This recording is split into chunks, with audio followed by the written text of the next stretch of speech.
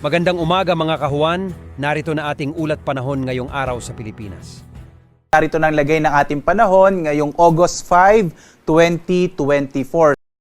Sa ating latest satellite images makikita natin na meron tayong dalawang low pressure area. Yung isa ay nasa loob ng Philippine Area of Responsibility habang isa naman ay nasa labas.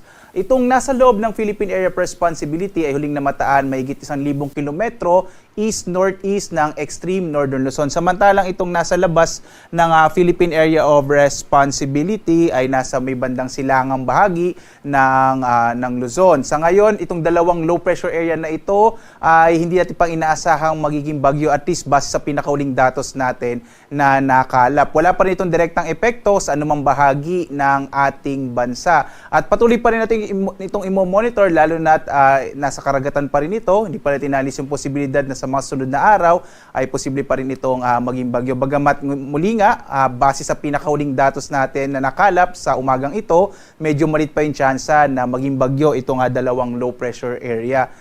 Yung isang nasa loob ng PAR at isang nasa labas.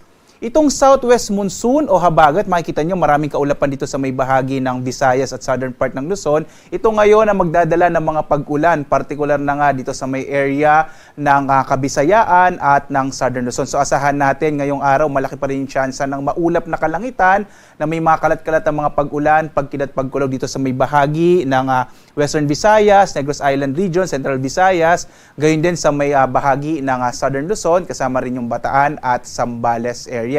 Sa ibang bahagi ng ating bansa, sa Luzon, nalalabing bahagi ng Kabisayaan at sa malaking bahagi ng Mindanao, mga isolated rain showers and thunderstorms naman yung mararanasan sa hapon hanggang sa gabi. Posible din yung mga pag-ulan sa madaling araw, isa yan sa mga katangian ng southwest monsoon o yung habagat. Magpapatuloy yung mga pag-ulan na ito, dulot ng habagat, partikular na sa may Kabisayaan at southern Luzon sa mga susunod na araw.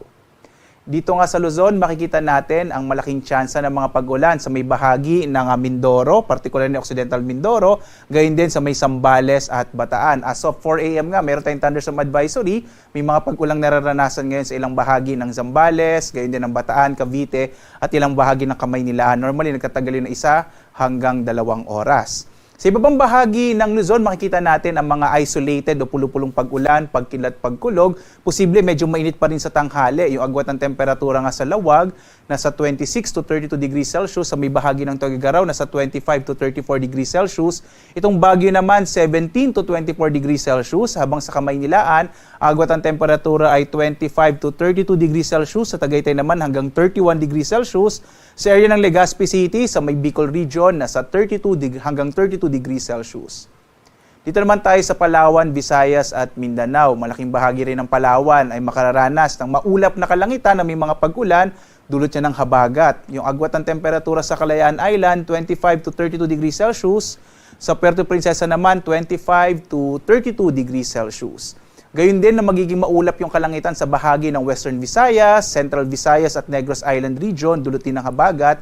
Kung saan yung agwat ng temperatura sa Iloilo, 25 to 31 degrees Celsius, sa Cebu, 25 to 31 degrees Celsius.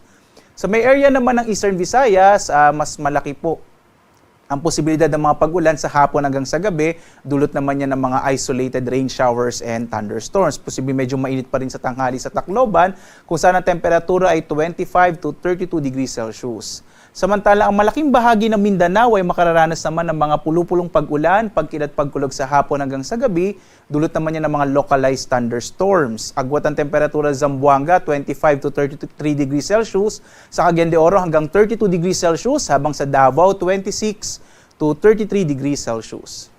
Sa ngayon nga, wala naman tayong nakataas na gale warning kaya ligtas sa pumalaot ang mga sakyang pandagat maliliit na mga bangka sa mga baybayin ng ating bansa.